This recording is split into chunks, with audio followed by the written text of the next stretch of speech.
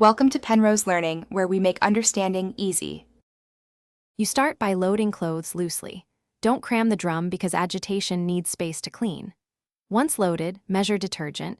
Use 1/2 cap for small or lightly soiled loads and a full cap for larger or dirtier ones. This prevents residue and excessive suds. Make sure to place detergent in the correct dispenser compartment or directly in the drum if specified.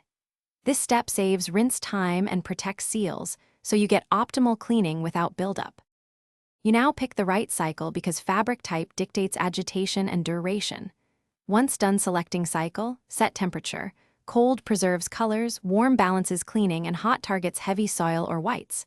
Make sure to adjust spin speed, lower for delicates, higher for towels to reduce drying time. Also choose soil level. Heavier soil equals longer wash.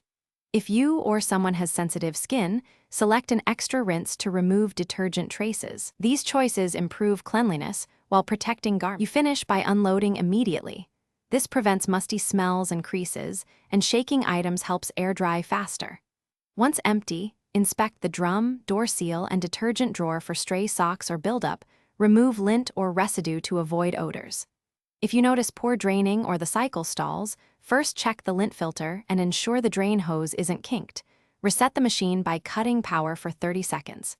If leaks or errors persist, contact a technician. Thanks for watching. If this was helpful, leave a like and consider subscribing. See you next time.